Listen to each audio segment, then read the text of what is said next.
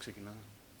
Λοιπόν, καλησπέρα σας. Ονομάζομαι Θέμος Γρηγοριάδης. Δουλεύω στο νοσοκομείο Αλεξάνδρας, στο τμήμα ουρογυναικολογίας. Θα ήθελα να ευχαριστήσω πρώτα απ' όλα την Επιστημονική Επιτροπή για την τιμητική πρόσκληση και να καλωσορίσω τον φίλο, τον Αλέξανδρο Τοδέρπαπα, που είναι διευθυντής εδώ του τμήματος ουρογυναικολογίας, για ένα πολύ καυτό και trendy θέμα για το πώς πρέπει να γίνεται η αποκατάσταση της πρόπτωσης των πιελικών οργάνων.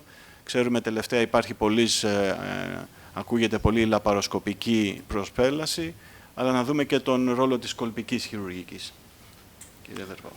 Ευχαριστώ πολύ το Θέμο. Μου επιτρέπεις και εμένα τον ελληνικό, γιατί γνωριζόμαστε χρόνια, είμαστε φίλοι. Θέλω να ευχαριστήσω το Επιστημονικό Συμβούλιο της Κλινικής ΙΑΣΟ και τον πρόεδρό της, τον καθηγητή τον κύριο Τσακλή, για την ευκαιρία να μπορέσω να συμμετάσχω και εγώ στο επιστημονικό πρόγραμμα της κλινικής.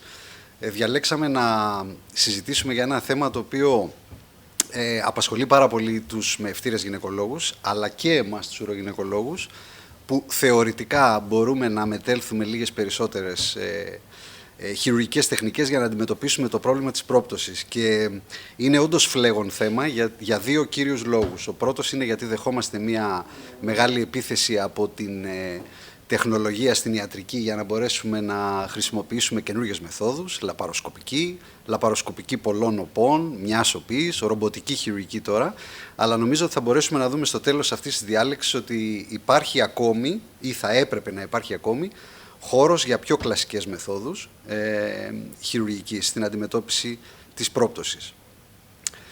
Γνωρίζουμε πλέον ότι στην πρόπτωση των πιελικών οργάνων υπάρχει κληρονομικό υπόβαθρο, και το γνωρίζουμε γιατί έχουμε χαρτογραφήσει περιοχές στο χρωμόσωμα 7 και στο χρωμόσωμα 12 που σχετίζονται με ελαττωμένη παραγωγή κολαγόνου και κακή ρύθμιση των τύπων του κολαγόνου, κυρίως 1 και 2, αλλά γνωρίζουμε επίσης ότι αυτό μόνο του δεν φτάνει. Εκείνο που συνήθως συναντούμε στις προπτώσεις, στις περιπτώσεις με πρόπτωση πιελικών οργάνων, είναι ότι πρόκειται για γυναίκες που έχουν πολλαπλές εγκυμοσύνες και ειδικά κολπικούς τοκετούς. Και μάλιστα γνωρίζουμε ότι πάνω από 2 κολπικούς τοκετούς ο κίνδυνος αυξάνει εκθετικά, ειδικά δε εάν έχουν υπάρξει και τεχνικές υποβοήθησης του τοκετού, τότε αυτός ο κίνδυνος γίνεται 4 έως 7 φορές μεγαλύτερος. Σε αυτή την εικόνα θα ήθελα να καταδείξω και μία ακόμη σημαντική παράμετρο που μπαίνει στη διερεύνηση των περιπτώσεων με πρόπτωση πιελικών οργάνων, που είναι ο όρος είναι αβάλζιον, δεν πολύ συμφωνώ με τον όρο, θα έλεγα η κάκωση, η ευθεία άμεση κάκωση του ανελικτήρα του ορθού. Και μάλιστα γνωρίζουμε πλέον ότι αυτός πρώτον μπορεί να διαγνωστεί υπερηχογραφικά ή και με μαγνητική τομογραφία. Διαλάθει βέβαια της προσοχής κατά τη διάρκεια του τοκετού, δεν μπορούμε να πάμε τόσο ψηλά για να δούμε μία κάκωση. Και γνωρίζουμε ότι αυτός ο μηχανισμός συνδέεται και με το υψηλότερο ρίσκο για υποτροπή σε μία πρόπτωση. Το πιο σημαντικό ίσως βήμα που πρέπει να κάνει κάποιος που πρέπει να διορθώσει μία πρόπτωση πιελικών οργάνων είναι και ποσοτικά και ποιοτικά να την αναγνωρίσει. Και σε ό,τι αφορά το ποσοτικό κομμάτι, μιλάμε για τη σταδιοποίηση. Πρέπει να ξέρουμε αν είναι, τι σταδίου είναι αυτή η πρόπτωση, και αυτό πρέπει να γίνει με βάση το κολπικό διαμέρισμα και όχι αυτό που βλέπουμε σε μια κλινική εξέταση, που συνήθως σε μια γυναικολογική θέση, είτε σε ηρεμία είτε με τη γυναίκα σε βαλσάλβα, αυτό που προκύπτει είναι ουροδόχος κίστη. Πολύ συχνά όμως θα την ονομάσουμε μια κιστεοκύλη σταδίου 2, ας πούμε, αλλά θα έχουμε χάσει από πίσω την πρόπτωση και άλλων οργάνων της πιέλου, που είναι η μήτρα ή το ορθό. Αυτό που είναι επίσης σημαντικό είναι να μπορέσουμε να δούμε και ποιοτικά ποιο είναι το προπίπτον όργανο, γιατί μόνο έτσι θα μπορέσουμε να το διορθώσουμε. Παράδειγμα, εάν μας ξεφύγει μία πρόπτωση μήτρας σε μία υποτιθέμενη κιστεοκύλη σταδίου 2 ή σταδίου 3, έχουμε ένα ποσοστό υποτροπής που ξεπερνάει το 20 με 25%. Και εμείς μπορεί να το ονομάσουμε υποτροπή, αλλά στην ουσία ήταν μια πρόπτωση που δεν τη διορθώσαμε ποτέ, κάνοντας μια πρόστια κολπογραφία. Από το 1960 λοιπόν και μετά, μέχρι και το 1996, είχαμε διάφορες μεθόδους σταδιοποίησης. Βλέπετε στην αρχή ήταν 3 στάδια, μετά γίνανε 4, με τον Baden-Walker που πολλοί από εμάς ακόμη και τώρα το χρησιμοποιούμε, Αλλά η αλήθεια είναι ότι εδώ και 28-30 χρόνια περίπου έχουμε συμφωνήσει ότι η σταδιοποίηση της πρόπτωσης πρέπει να γίνεται με το POP-Q test, το οποίο δεν είναι τίποτα παραπάνω από μία βαθμονόμηση της πρόπτωσης ανάλογα με το πόσο κατεβαίνει το προπίπτον όργανο από τον ημενόδι δακτύλιο, από τον πρόδρομο του κόλπου. Στάδιο 1 είναι αν το προπίπτον όργανο δεν φτάνει παρακάτω από 1 εκατοστό από τον πρόδρομο του κόλπου. Στάδιο 2 είναι αν βγαίνει περίπου μέχρι 1 εκατοστό εκτός του κόλπου. Και στάδιο 3 πέραν του 1 εκατοστού. Και βέβαια στο στάδιο 4 μιλάμε για complete eversion, δηλαδή μιλάμε για μια πλήρη εξτροφή του οργάνου. Τη σταδιοποίηση λοιπόν οφείλουμε να την κάνουμε με αντικειμενικό τρόπο. Με μη αντικειμενικό τρόπο, αυτό έγκυται στην εμπειρία του ουρογυναικολόγου,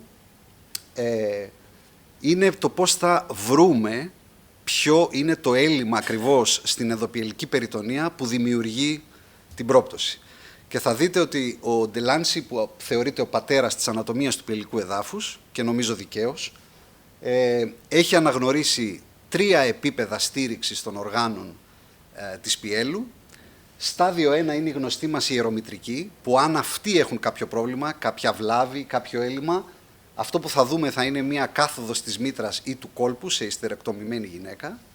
Εάν η βλάβη κατέβει λίγο χαμηλότερα και μιλάμε για την ενδοπιελική περιτονία, φανταστείτε την ενδοπιελική περιτονία σαν ένα φάκελο, ο οποίος έχει μεν τη συνέχεια του, αλλά έχει και προσεκβολές προς τα πλάγια, που καλύπτει τα όργανα της πιέλου. Μιλάμε κυρίως για την ιβοτραχυλική περιτονία και για την ορθοκολπική περιτονία. Αν η βλάβη είναι λοιπόν εδώ, αυτό που θα δούμε θα είναι είτε μια κεντρική κιστεοκύλη, δηλαδή μπροστά μας ακριβώς στο κέντρο του κόλπου κατέρχεται η οροδόχος κίστη, ή αν βάλουμε μια βάλβα και παρεκτοπίσουμε λίγο το κεντρικό σημείο, θα δούμε και πιθανόν παρακολπικά ελλείμματα, τα οποία αν τα χάσουμε, ο κίνδυνος υποτροπής είναι πολύ μεγαλύτερος. Αυτό που πιο συχνά διαλάθει της προσοχής μας είναι το επίπεδο 3 της στήριξης των οργάνων του πιελικού εδάφους, που είναι η εγκάρση μυς του περιναίου μαζί με τον... Θεέ μου, πρέπει να βοηθάς. Βολβοσιραγκώδης, ευχαριστώ πάρα πολύ. Οι οποίοι αν βλαβούν, αν έχουν κάποια ρήξη, αν έχουν κάποια διάταση ή μια λύση της συνέχειάς τους, μιλάμε για μια χαμηλή ορθοκύλη ή μια περινεοκύλη ή ένα ασύμετρο περίνεο, πάντως είναι χαρακτηριστική η προβολή τους. Μέχρι πρόσφατα, θα έλεγα και σήμερα, στις μέρες μας, το πρώτο πράγμα που μας έρχεται στο μυαλό να κάνουμε μόλις δούμε μια γυναίκα με πρόπτωση μήτρας είναι η ιστερεκτομή. Νομίζω μπορούμε να το ομολογήσουμε όλοι μας, ειδικοί και μη. Ξεχνάμε όμως ότι η ίδια η ιστερεκτομή, ειδικά εάν δεν συνοδεύεται από κάποιας μορφής ανάρτηση του κόλπου, του κολοβώματος του κόλπου, από μόνη της έχει ένα κίνδυνο που φτάνει μέχρι το 40% για πρόπτωση. Άρα νομίζω ότι έχουμε φτάσει σε ένα σημείο να μπορούμε να μιλάμε για ιστερεκτομή εκεί που χρειάζεται και υπάρχουν συγκεκριμένες ενδείξεις. Δεν σημαίνει, επειδή βλέπουμε μία μήτρα να είναι 2 εκατοστά έξω από τον κόλπο, ότι φταίει η μήτρα. Φταίνει η στηρικτική της ιστή και όχι η μήτρα. Κρατήστε το λιγάκι αυτό για να δούμε μετά κάποια δεδομένα. Εάν όμως καταφύγουμε στο να κάνουμε μία ιστερεκτομή, με οποιοδήποτε τρόπο και αν διαλέξουμε να την κάνουμε, ανοιχτά, κοιλιακά, λαπαροσκοπικά, ρομποτικά, κολπικά, πρέπει οπωσδήποτε να κάνουμε μία τεχνική η οποία δεν αναρτά μεν τον κόλπο, αλλά είναι προφυλακτική για περαιτέρω πρόπτωση του κολπικού κολοβώματος. Μέχρι στιγμής, οι περισσότεροι από εμάς, και αυτό βιβλιογραφικά ενισχύεται, κάνουμε ή μία απλή σύγκληση του περιτονέου ή μία Μόσκοβιτς. Να θυμίσω για τους νεότερους ίσως τι είναι η Μόσκοβιτς. Περνάμε τα κολοβώματά μας από μέσα, από το πρόστιο τείχομα του ορθού και κάνουμε κάτι σαν περίπαρση, είτε έχουμε βγάλει οθήκες είτε δεν έχουμε βγάλει, και το τελικό αποτέλεσμα είναι αυτό. Ενώ στη Μακόλ θα περάσουμε σίγουρα από τους ιερομητρικούς, θα τσιμπήσουμε λιγάκι το πίστιο τείχομα του κολπικού κολοβώματος, μέσα, έξω, απ' έξω πάλι μέσα, και θα δέσουμε τα ράματά μας στο κέντρο, για να υπάρξει κάποια μορφής ανάρτηση του κολοβώματος. Έχουμε μόνο μία τυχεοποιημένη μελέτη όπου σύγκρινε τις μεθόδους προφυλακτικής σύγκλησης του κόλπου με σύγκληση περιτονέου μόνο, σύγκληση Μακόλ μόνο ή Μόσκοβιτς, και όπως θα δείτε, αυτή που σαφώς υπερέχει στα 3 χρόνια είναι η Μακόλ. Άρα αν θέλουμε να κάνουμε κάτι, μία ιστερεκτομή, πρέπει τουλάχιστον να κάνουμε μία Μακόλ για να προφυλάξουμε το κολπικό κολόβωμα. Πολύ σημαντικό όμως, προσοχή στους ουρητήρες, το ράμα το έχουμε βάλει από την αρχή στον ιερομητρικό, ψηλά, ώστε να το κατεβάσουμε, είτε με ψηλάφυση είτε με άμεση όραση, και αφήνουμε τα ράματα να κρέμονται ώστε να τα περάσουμε αφού ολοκληρώσουμε την ιστερεκτομή μας, για να είμαστε σίγουροι ότι δεν παίρνουμε μαζί και τον ουρητήρα. Πάμε τώρα στο αντίθετο άκρο. Γιατί φοβόμαστε να κάνουμε μία ιστερεκτομή, είτε γιατί το λέμε εμείς τις γυναίκες, είτε γιατί μας το ζητούν οι ίδιες οι γυναίκες, είναι γιατί υπάρχει εσφαλμένη εντύπωση ότι μία ιστερεκτομή θα οδηγήσει τη γυναίκα στο να χάσει τη σεξουαλική της ζωή, την ικανότητά της για οργασμό, ή ακόμη και να μειωθεί η λίμπιντο. Κανένα από όλα αυτά δεν ισχύει. Το γνωρίζουμε πλέον με πολλές μελέτες, ενδεικτικά σας έχω βάλει τις μεγαλύτερες. Πάμε να δούμε λοιπόν τώρα κολπικό διαμέρισμα προς κολπικό διαμέρισμα, ποια πιστεύουμε, όχι εμείς, αλλά η παγκόσμια βιβλιογραφία και μάλιστα το Cochrane Review, ότι είναι ο καταλληλότερος τρόπος για να αντιμετωπίζουμε την πρόπταση. Στο πρόστιο κολπικό διαμέρισμα, είτε αυτό είναι μια κιστεοκύλη, είτε είναι πλάγια κολπικά ελλείμματα, είτε είναι μια ουρυθροκύλη, όπως τη λέγαμε Green 1 και Green 2 παλιά. Εδώ λοιπόν τα πράγματα είναι πολύ ξεκάθαρα.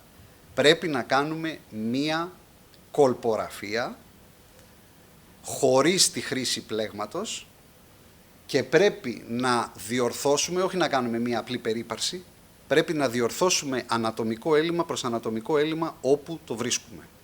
Το λεγόμενο site-specific repair. Δεν έχει σε τίποτα, δεν υπολείπεται σε τίποτα μια κολπογραφία κλασική από τη χρήση πλέγματος, είτε βιολογικού είτε συνθετικού. Αντιθέτως, δεν εκθέτει την ασθενή σε κίνδυνο διάβρωσης του πλέγματος και φαίνεται ότι έχει και μικρότερο ποσοστό εκ νέου ακράτειας, καινούριας ακράτειας μετεχειρητική ούρων. Πάμε στο πίστιο διαμέρισμα. Και εδώ τα πράγματα είναι ξεκάθαρα, θα έλεγα ότι είναι ακόμη πιο ξεκάθαρα, γιατί φαίνεται ότι οι λιγότερες υποτροπές συμβαίνουν στην οπίστια κολπογραφία. Και εξηγείται ανατομικά αυτό, να μην υπησέλθω, αλλά φαίνεται ότι όπως και να κάνει κανείς μια οπίστια κολπογραφία, το αποτέλεσμα είναι καλό και φυσικά εδώ δεν υπάρχει πουθενά, σε καμία βιβλιογραφική αναφορά, θα έλεγα το αντίθετο, σύσταση για να χρησιμοποιείτε πλέγμα. Στο πίστιο, μάλιστα όλο το πρόβλημα που ξεκίνησε με τα πλέγματα στην ουρογυναικολογία ξεκίνησε από τα πλέγματα που γινόντουσαν χρήση στο πίστιο κολπικό διαμέρισμα, κοντά στο έντερο, για γνωστούς λόγους. Εδώ που τα πράγματα περιπλέκονται πάρα πολύ είναι στην πρόπτωση του κεντρικού διαμερίσματος. Και θα το χωρίσω λιγάκι την παρουσίασή μου στο αν κρατάμε τη μήτρα, διαλέξουμε να διατηρήσουμε τη μήτρα ή διαλέξουμε να αφαιρέσουμε τη μήτρα. Εάν διαλέξουμε να διατηρήσουμε τη μήτρα, ίσως κάποια από αυτά λίγο σας εκπλήξουν, ενώ αυτούς που δεν ασχολούνται στην καθημερινή πράξη με την ουρογυναικολογία, γνωρίζουμε πολύ καλά grade evidence Β, δηλαδή έχουμε και τυχεοποιημένες μελέτες από αυτό, δεν έχουμε μετααναλύσεις. Ότι αν αναρτήσω τη μήτρα διακολπικά, χωρίς τη χρήση πλέγματος, στον ιεροακανθόδη, τα αποτελέσματα είναι εξίσου καλά με το να κάνω μια κολπική ιστερεκτομή και να αναρτήσω το κολόβωμα, μόνο που θα μου πάρει πολύ λιγότερο χρόνο και η γυναίκα θα ματώσει πολύ λιγότερο. Αυτό είναι πλέον γνώση. Δεύτερη γνώση, εάν κάνω ιστερεκτομή και αναρτήσω, κολπική ιστερεκτομή και αναρτήσω το κολπικό κολόβωμα, έχω λιγότερες πιθανότητες η γυναίκα μου να κάνει, η ασθενής μου να κάνει υποτροπή και άρα να ξαναχειρουργηθεί, από το αν κάνω μια κοιλιακή ανάρτηση της μήτρας με πλέγμα. Άρα και εδώ έχω υπεροχή. Και το τρίτο, που αυτό βέβαια είναι grade evidence C, δηλαδή λιγότερα ισχυρά τα δεδομένα που έχουμε, είναι ότι αν κάνω ανάρτηση της μήτρας με πλέγμα κοιλιακά, λαπαροσκοπικά ή ανοιχτά, έχω λίγο μεγαλύτερο ποσοστό υποτροπής από το αν έχω κάνει την ιστερεκτομή και μετά πάω να αναρτήσω το κολόβωμα. Πάμε τώρα στα 3 facts για την ιστερεκτομή. Πρώτον, εάν πρόκειται να κάνω ιστερεκτομή, την έχω βάλει στο πλάνο μου, είναι καλό να μην χρησιμοποιήσω πλέγμα για να αναρτήσω το κολπικό κολόβωμα στην ίδια στιγμή, στο ίδιο χειρουργείο. Έχουμε δεδομένα πλέον αναντήρητα ότι πενταπλασιάζεται ο κίνδυνος για διάβρωση του κόλπου από το πλέγμα. Εάν επιχειρήσω, προσωπικά δεν συμφωνώ καθόλου, αλλά γίνεται κατά κόρον, να διατηρήσω τον τράχυλο για τους λόγους που είδαμε πριν, που κατά τη γνώμη μου είναι μύθος, και κατά τη γνώμη της βιβλιογραφίας, ότι διατηρούμε τη σεξουαλική ικανότητα της γυναίκας, τον οργασμό κτλ. Εάν διαλέξουμε να κρατήσουμε τον τράχυλο, τότε εδώ τα πράγματα είναι καλύτερα, το πλέγμα θα μας συγχωρέσει. Αν κάνω υφολική και βάλω μετά πλέγμα πάνω στον τράχυλο, η πιθανότητα διάβρωσης του κόλπου από το πλέγμα είναι μικρότερη. Και εδώ πάλι ένα great evidence C, ότι αν κάνω υφολική ιστερεκτομή, έχω λίγο μεγαλύτερη πιθανότητα να πέσει ο τράχυλος από ότι αν τον έχω βγάλει τελείως. Υπάρχουν φυσικά αναντήρητες αντενδείξεις για να τον διατηρήσω μία μήτρα. Φυσικά όλοι τις ξέρουμε, άρα πρέπει οπωσδήποτε ένα ιστορικό ενδελεχές για να δούμε αν θα κρατήσουμε τη μήτρα, θα τη βγάλουμε. Το Αμερικανικό Κολέγιο Μευτήρων Γυναικολόγων κάθε περίπου 2 με 3 χρόνια βγάζει για το ευρύ φάσμα των χειρουργικών επεμβάσεων που κάνουμε, από καισαρικές, ιστερεκτομές μέχρι οτιδήποτε, βγάζει τα committee opinions. Κοιτάξτε λοιπόν τι λέει για, για την κολπική χειρουργική. Λέει ότι ανεξαρτήτως καλοήθους πάθησης, ανεξαρτήτου ένδειξης για τις καλοήθεις παθήσεις, μέχρι και μία μήτρα που είναι 14 εβδομάδων περίπου, ο καλύτερος τρόπος για να την αφαιρέσουμε είναι ο κολπικός. Δύσκολο, δύσκολο. Αλλά είναι ο καλύτερος τρόπος και είναι και ο πιο φτηνός τρόπος. Συγγνώμη κύριε Πρόεδρε, αλλά πρέπει να πω και τους φτηνούς τρόπους. 1 στις 5 ιστερεκτομές περίπου στην Αμερική, αυτά είναι στοιχεία που αφορούν την Αμερική, γίνεται για πρόπτωση. Ελάτε ντε όμως που ζούμε στον αιώνα της ρομποτικής και της λαπαροσκοπικής. Και τι γίνεται λοιπόν? Στην Αμερική με όλα αυτά τα στοιχεία, μόνο το 17% των ιστερεκτομών που θα έπρεπε να γίνουν κολπικά, γίνονται τελικά κολπικά. Άρα όλοι μας έχουμε μεταφέρει την χειρουργική πρακτική μας σε πιο έτσι fancy μεθόδους, ωραίες, λαμπερές μεθόδους, και έχουμε ξεχάσει το gold standard. Και ρωτώ, καλύτερη οι 3 σοπές, οι 4 της λαπαροσκοπικής, το single port, η 1 λαπαροσκοπική, οι 5 του ρομπότ ή η καμία της κολπικής ιστερεκτομής? Άρα λοιπόν όλοι μας, όταν κάτι νέο έρθει στη φαρέτρα μας, τη θεραπευτική, καλούμαστε να περάσουμε από τις διάφορες φάσεις μέχρι να προσαρμοστούμε και να δούμε τελικά τι θέλουμε να κάνουμε. Τέτοιο πρόβλημα είχε και ο γνωστός μας φίλος, ο Professor Stuart Stanton, ο οποίος δεν δεχόταν με τίποτα ότι η λαπαροσκόπηση μπορεί να έχει θέση στην ουρογυναικολογία. Γνωρίζουμε όμως όλοι μας ότι η ανατομία που σου δίνει η λαπαροσκόπηση είναι απίστευτη. Δεν μπορείς να το δεις με άλλο τρόπο.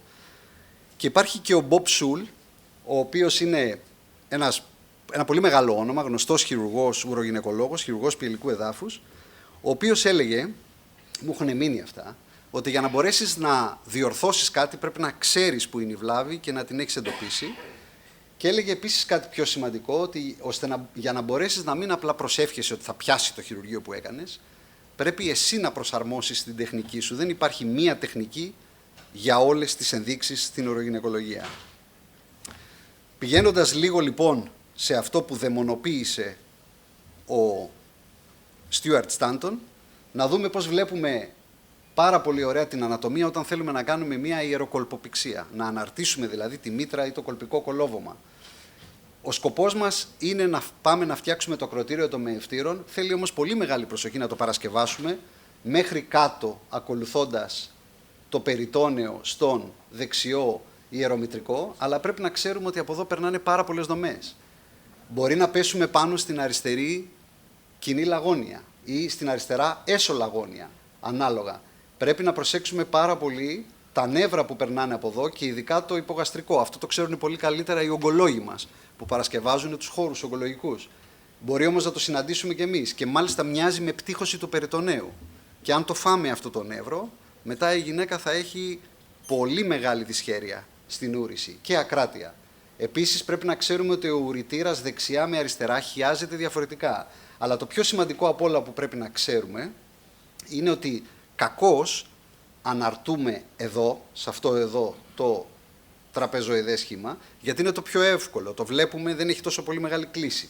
Κανονικά λοιπόν εδώ που είναι το όμικρον 5S1 δεν είναι ο σωστός χώρος για να αναρτήσουμε τη μήτρα, θα έπρεπε να πάμε λίγο πιο κάτω στο S1 με S2. Παρόλα αυτά, όταν θα μπορέσουμε όλες αυτές τις δομές να τις αναγνωρίσουμε και να τις αποθήσουμε, θα βρούμε ένα ανάγκιο και άνευρο τμήμα εδώ για να αναρτήσουμε, να περάσουμε το ράμα μας και να το αναρτήσουμε στη μήτρα είτε στο κολπικό κολόβωμα.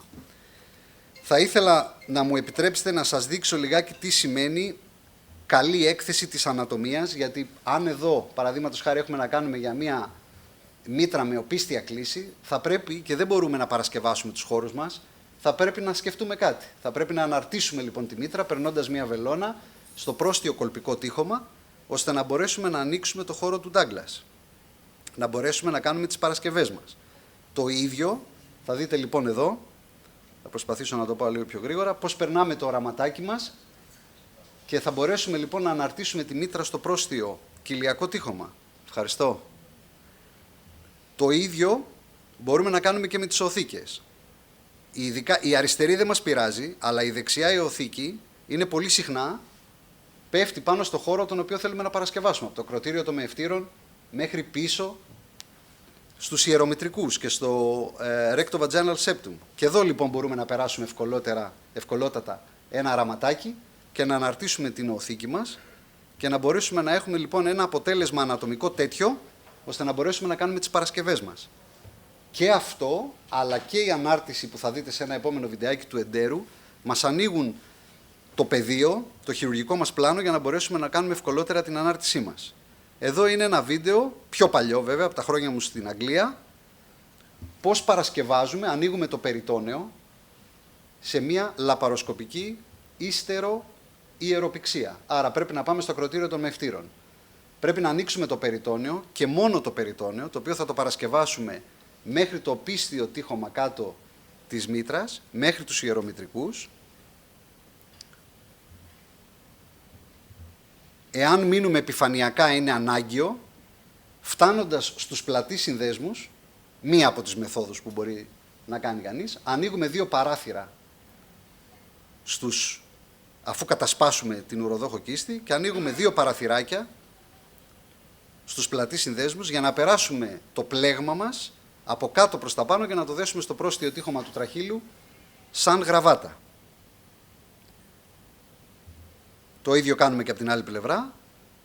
Το πλέγμα μας λοιπόν θα περάσει με ασφάλεια και υπό άμεση όραση κάτω από τα δύο ανοίγματα και θα έρθει και θα σειραφεί στο πρόστιο τμήμα του τραχύλου. Το τελικό αποτέλεσμα, για να μην σας κουράζω, θα είναι να έχει αναρτηθεί η μήτρα. Πρέπει να κλείσουμε πάντοτε το περιτόνεο.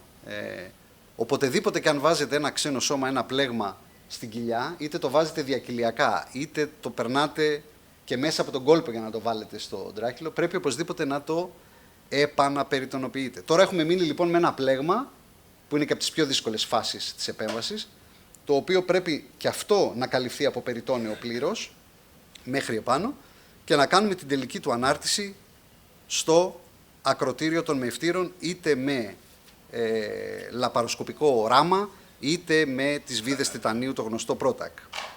Το ίδιο ακριβώς πράγμα, ακριβώς η ίδια επέμβαση, γίνεται και σε απουσία μήτρας, όταν πρόκειται για κολπικό κολόβωμα, μόνο που εδώ τα πράγματα είναι λίγο πιο δύσκολα, γιατί αν έχει γίνει μια ιστερεκτομή, παραδείγματος χάρη με ανοιχτό τρόπο, αν υπάρχουν πολλαπλά χειρουργεία, η παρασκευή των χώρων θα δυσκολέψει λίγο παραπάνω. Ακριβώς το ίδιο. Πλήρης περιτονοποίηση οπωσδήποτε του πλέγματος, και κατά τη γνώμη μου καλό είναι να γίνεται πριν καθυλωθεί στο ακροτήριο των μεευτήρων, γιατί τότε δεν φτάνει το πλέγμα, θα το έχετε υποτάσει και θα δυσκολευτείτε. Εδώ είναι μια καθήλωση που γίνεται με Protac στο ακροτήριο των μεευτήρων. Μία από τις πιο δύσκολες καταστάσεις που μπορεί να κληθείτε να αντιμετωπίσετε είναι αν έχει γίνει η φωλική υστερεκτομή στο παρελθόν. Εδώ έχω βάλει και το κομμάτι του βίντεο που αναρτούμε το έντερο. Είναι ότι πρέπει να παρασκευάσετε την υβοτραχυλική περιτονία και την ορθοτραχυλική ορθοκολπική περιτονία πάνω σε ένα κολόβωμα το οποίο έχει σύμφυση, έχει ράματα. Βλέπετε εδώ, έχει δυσκολία. Η ιεροτραχυλοπηξία για μένα είναι από τις πιο δύσκολες επεμβάσεις. Παρ' όλα αυτά, η μέθοδος είναι η ίδια. Αποκαλύπτουμε πρόστιο περιτόνιο, πίστιο περιτόνιο. Βάζουμε το πλέγμα μας, το οποίο πρέπει να είναι σιδερωμένο, να μην έχει ζάρες επάνω, για να μειωθεί η πιθανότητα για διάβρωση. Το βλέπετε εδώ πως το πλέγμα μπαίνει και κάθεται καλά πάνω στο πρόστιο και στο πίστιο κομμάτι του τραχύλου. Και μετά όλη η υπόλοιπη επέμβαση είναι ίδια. Εδώ λοιπόν θα ήθελα να σας παρουσιάσω την εναλλακτική της ιεροκολποπηξίας. Είναι η ανάρτηση της μήτρας ή του κολπικού κολοβώματος στους κτενιοειδείς συνδέσμους. Ξεκινάμε την Παρασκευή μας με τον ίδιο τρόπο. Θα ανοίξουμε το περιτόνιο, θα παρασκευάσουμε για να πάμε να βρούμε μετά το τριγωνάκι που ορίζεται μεταξύ του ομφαλοκιστικού συνδέσμου και του στρογγύλου συνδέσμου για να βρούμε τους κτενιοειδείς συνδέσμους ή συνδέσμους του Κούπερ. Πότε προτιμούμε να την κάνουμε αυτή την επέμβαση? Όταν πρόκειται για γυναίκες οι οποίες έχουν αυξημένο δείκτη μάζας σώματος και ειδικά κεντρικό λίπος, και γυναίκες οι οποίες έχουν από πριν γνωρίζουμε ότι έχουν πρόβλημα με δυσκυλιότητα ή δυσχεσία, γιατί δεν επηρεάζουμε καθόλου το ορθοσυγμοειδές. Εδώ λοιπόν έφτασε η ώρα που έχουμε αναγνωρίσει τον ομφαλοκιστικό, το στρογγύλο, και πάμε και παρασκευάζουμε. Θέλει λίγο προσοχή γιατί υπάρχουν δομές εδώ, οι ογκολόγοι μας τα ξέρουν καλύτερα, και η κορώνα μόρτης, και μπορεί να πέσετε πάνω στο θυροειδές νεύρο, θέλει λίγο προσοχή. Αλλά είναι γρηγορότερη η επέμβαση, εάν παρασκευαστούν οι χώροι σωστά. Και αφού παρασκευάσουμε δεξιά και αριστερά τους Cooper ligaments, θα περάσουμε πάλι, θα καθυλώσουμε το πλεγματάκι μας με τον ίδιο τρόπο στο πρόστιο τείχομα, στο πρόστιο τμήμα του τραχύλου της μήτρας, και μετά είτε με ράματα είτε με βίδες τιτανίου. Δεν μπορούμε να βάλουμε απορροφήσιμα πρόταξ εδώ, πρέπει να είναι κάτι μόνιμο. Καθυλώνουμε και πάλι μετά εδώ πρέπει να επαναπεριτονοποιήσουμε το πλέγμα πλήρως, μόνο που εδώ είναι λίγο ευκολότερο το έργο μας, γιατί έχουμε να κάνουμε μία σειραφή, δύσκολη μεν τεχνικά, αλλά μία σειραφή σε ένα επίπεδο μόνο, το οριζόντιο. Είναι δύσκολες επεμβάσεις. Είναι επεμβάσεις που απαιτούν, κοιτάξτε εδώ, ας πούμε, όταν πρωτοξεκινάει κανείς μπορεί να του πάρει μέχρι και 6 ώρες για να κάνει μια τέτοια επέμβαση, και περίπου μετά το 20ο περιστατικό αρχίζεις και κατεβαίνεις περίπου στις 2,5 ώρες. Είναι απαιτητικές επεμβάσεις, αλλά το σημαντικότερο απ' όλα είναι ότι πρέπει ο χειρουργός να γνωρίζει πώς να τη συνδυάζει και με κολπικό χειρουργείο, γιατί η πρόπτωση σπανίως αφορά μόνο ένα κεντρικό διαμέρισμα. Μπορεί να χρειάζεται μια πρόστια κολπογραφία, μια οπίστια, μια περινεογραφία. Και το κυριότερο απ' όλα, όταν βάζουμε ένα πλέγμα, επειδή οι διαβρώσεις συμβαίνουν, ακόμη και αν έχουμε μελετήσει τις γυναίκες πολύ καλά, πρέπει να ξέρει πώς να αφαιρεί ένα πλέγμα. Είναι πάρα πολύ σημαντικό ο χειρουργός να ξέρει πώς το βάζει και πώς το βγάζει το πλέγμα, αν χρειαστεί. Εδώ λοιπόν πολύ γρήγορα να αναφερθώ στη βιβλιογραφία. Από τις πρώτες μελέτες που έγιναν για τη λαπαροσκοπική υστεροϊεροπηξία, 7 χρόνια follow-up, και σε ό,τι αφορά τα υποκειμενικά συμπτώματα των γυναικών, αλλά και σε ό,τι αφορά την πρόπτωση όπως αξιολογείται με το POPQ test, βλέπετε τη διαφορά μετεχειρητικά, μείον 5 εκατοστά ανέβηκε η μήτρα, και θα δείτε και τη διόρθωση που συμβαίνει στο πρόστιο κολπικό διαμέρισμα. Και υποκειμενικά όμως η γυναίκα νιώθει πολύ μεγαλύτερη βελτίωση μετά από την υστεροϊεροπηξία. Εδώ έχω βάλει αυτές τις μελέτες, είναι μεταανάλυση, για να δείτε λιγάκι αυτό που σας είχα πει, ότι αν πρόκειται να βάλετε ένα πλέγμα, αφήστε τον τράχυλο ή τη μήτρα στη θέση του. Μην κάνετε ταυτόχρονη ολική υστερεκτομή και βάζετε και το πλέγμα. Αν δείτε λοιπόν το group το οποίο είχε διατήρηση της μήτρας και ανάρτησή της με πλέγμα σε σχέση με ολική υστερεκτομή και μετά πλέγμα στον κόλπο, έχουμε πενταπλασιασμό της πιθανότητας διάβρωσης. Είναι πολύ σημαντικό. Και η διάβρωση φαίνεται κάπως έτσι. Πώς θα το καταλάβει η γυναίκα? Θα το καταλάβει επειδή πονάει, θα το καταλάβει επειδή έχει δίσοσμα υγρά, θα το καταλάβει επειδή έχει αιμορραγία και θα πρέπει εμείς να πάμε είτε λαπαροσκοπικά με τον τρόπο που πήγαμε, είτε και κολπικά, είτε με συνδυασμό αυτών και να αφαιρέσει το πλέγμα, αν όχι όλο, τουλάχιστον αυτό που διαβρώνει. Και γιατί γίνεται η διάβρωση? Η διάβρωση ξεκινάει μέσω μιας φλεγμονώδους διεργασίας, η οποία καταβολίζει το κολαγόνο και την ελαστίνη. Και αυτό κάνει το υλικό να μην αντέχει, να μην συμπεριφέρεται καλά. Έχουμε κάποιες κατευθυντήριες οδηγίες για το πώς θα εκτελέσουμε τα χειρουργεία που σας έδειξα, τη λαπαροσκοπική ανάρτηση της μήτρας ή του κολοβώματος προκειμένου για γυναίκες με ιστερεκτομή.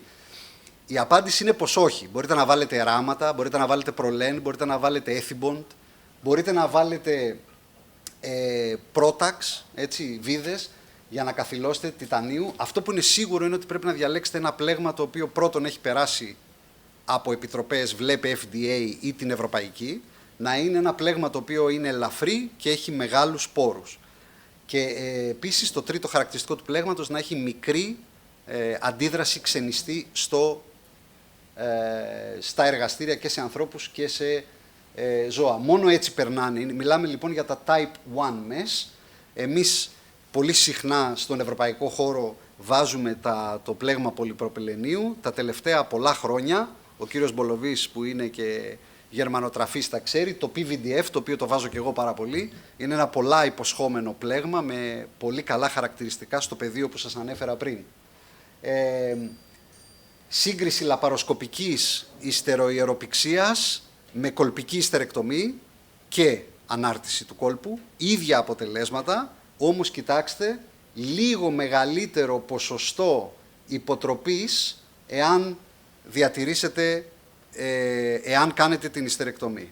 Και η κολπογραφία μας όμως, μεγαλύτερο ποσοστό ανάγκης για κολπογραφία στο μέλλον, εάν έχουμε διατηρήσει τη μήτρα. Όλα αυτά προκύπτουν από το αν έχουμε κάνει πρώτον σωστή αξιολόγηση του είδους της πρόπτωσης από την αρχή και δεύτερον αν έχουμε χειρουργήσει σωστά σε όλα τα ανατομικά ελλείμματα. Μια πάρα πολύ ωραία μελέτη στο BJOG, λαπαροσκοπική ανάρτηση μήτρας με κολπική ανάρτηση μήτρας. Ακριβώς τα ίδια αποτελέσματα και ανατομικά και λειτουργικά. Άρα αν θέλουμε να αναρτήσουμε τη μήτρα, η βιβλιογραφία λέει ότι είτε το κάνουμε με πλέγμα, είτε το κάνουμε κολπικά με χρήση μόνο ραμάτων, είναι ακριβώς το ίδιο. Cochrane, μεταανάλυση, θα δείτε εδώ, αυτό αφορά το κολπικό κολόβωμα. Αφορά λοιπόν μόνο γυναίκες που έχουν υποβληθεί προηγουμένως σε ιστερεκτομή. Θα δείτε ότι σε ό,τι αφορά το σύμπτωμα της γυναίκας για την πρόπτωση, υπερέχει έστω και ελάχιστα η διακυλιακή κολποπηξία με πλέγμα. Αν πάμε στα αντικειμενικά follow-up ευρήματα που είναι το αν χρειάζεται επανεχείριση, επίσης, αλλά δεν είναι στατιστικά σημαντική εδώ, θέλω όμως να προχωρήσω γρήγορα σε αυτόν τον αλγόριθμο, ο οποίος συνοψίζει όλα αυτά που είπαμε. Αν μου επιτρέψετε 30 δευτερόλεπτα να τον εξηγήσω, που πρέπει να κάνουμε σε μια ασθενή που προσέρχεται με πρόπτωση. Αυτό λοιπόν είναι η βίβλος για εμάς τους ουρογυναικολόγους, το International Consultation of Incontinence, που βγαίνει κάθε περίπου 4 με 5 χρόνια. Έχουμε λοιπόν μια γυναίκα η οποία έχει πρόπτωση. Αν είναι μεγάλης ηλικίας, αν δεν την ενδιαφέρει και δεν την ενδιαφέρει η σεξουαλική ζωή, τότε μπορούμε πολύ εύκολα να πάμε να κάνουμε μια περιοριστική επέμβαση, να κάνουμε τη γνωστή Lefort κολπόκληση. Είτε έχει μήτρα, είτε έχει μόνο κόλπο. Εάν θέλουμε να κάνουμε κάποια μορφή επανορθωτική επέμβαση, θα κοιτάξουμε εάν η μήτρα συμμετέχει ή όχι. Αν δεν συμμετέχει η μήτρα στην πρόπτωση, εδώ τα πράγματα είναι πάρα πολύ απλά. Κάνουμε μια προστιοπίστια κολπογραφία χωρίς τη χρήση πλέγματος. Δεν υπάρχει κανένας απολύτως λόγος. Ίσα-ίσα που μπορεί να μας βάλει σε μπελάδες. Εάν υπάρχει πρόπτωση στο κεντρικό διαμέρισμα και η γυναίκα έχει από προηγούμενη επέμβαση της ιστερεκτομηθεί, τότε τα πράγματα είναι πάρα πολύ απλά. Διαλέξτε να κάνετε μια λαπαροσκοπική ιερό κολποπηξία με πλέγμα. Αν έχει μήτρα και θέλετε να τη βγάλετε τη μήτρα, κάντε μια υφολική. Αν θέλετε να κάνετε ολική, κάντε τη κολπικά και στηρίξτε από κάτω το κολπικό κολόβωμα. Νομίζω ότι ένας τέτοιος αλγόριθμος που δεν είναι δύσκολο κανείς να τον έχει στο μυαλό του, θα σας οδηγήσει στο να πετύχετε και το maximum του ανατομικού και του λειτουργικού αποτελέσματος σε μία γυναίκα. Και τελειώνω με κάτι που ρωτάνε όλο ένα και περισσότερο συνάδελφοι. Μπορούμε να κάνουμε σε μία νέα γυναίκα τέτοιες επεμβάσεις και μετά να μείνει έγκυος? Μπορούμε. Και πλέον έχουμε πολλές μελέτες. Και μάλιστα έχουμε μελέτες που έχουν χειρουργήσει γυναίκες με διαφορετικούς τρόπους. Και μάλιστα έχουμε πολλές εγκυμοσύνες που φτάνουν σε ποσοστά, αν δείτε το adjusted ratio, ή εδώ έχω βάλει τα απόλυτα νούμερα, 46, 13, 24. Πολλές γυναίκες λοιπόν επιτυχάνουν εγκυμοσύνη και το κετό, όχι μόνο εγκυμοσύνη, και το κετό. Και μάλιστα μπορούν να γεννήσουν και κολπικά. Όχι μόνο με καισαρική. Κοιτάξτε εδώ τα νούμερα. Άρα ναι, μπορούμε να χειρουργήσουμε γυναίκες επιλεκτικά με κάποιες από τις μεθόδους, να διατηρήσει το δυναμικό αναπαραγωγής η γυναίκα και να διαλέξουμε μετά με ποιο τρόπο θέλουμε, με συζήτηση, να τη γεννήσουμε. Αυτό όμως που πρέπει να έχουμε υπόψη μας είναι ότι δεν κάνουν όλες οι επεμβάσεις ανάρτησης κόλπου και μήτρας την ίδια δουλειά. Δεν θα πάμε σε μια Μάντσεστερ παραδείγματος χάρη, γιατί εδώ πέρα έχουμε πολύ μεγαλύτερους κινδύνους για μευτικά συμβάματα. Η υστεροπηξία, άμα την κάνουμε, εγκυμονεί το στυλ της γραβάτας που σας έδειξα, κάποιους κινδύνους και κυρίως είναι λόγω της πίεσης των μητριαίων από το πλέγμα. Μπορούμε όμως να διαλέξουμε ανετότατα να κάνουμε μία ανάρτηση της μήτρας στους κτενιοειδείς συνδέσμους ή να κάνουμε μία κολπική ανάρτηση της μήτρας. Ο γνωστός μας σε όλους, όλοι τον έχουμε στο ιατρείο μας, ο Μπουμ, έλεγε ότι είναι δεξιότητα το να είσαι καλός χειρουργός, αλλά τα πάντα στην επιστήμη είναι η ένδειξη για το αν θα χειρουργήσεις. Ευχαριστώ πολύ.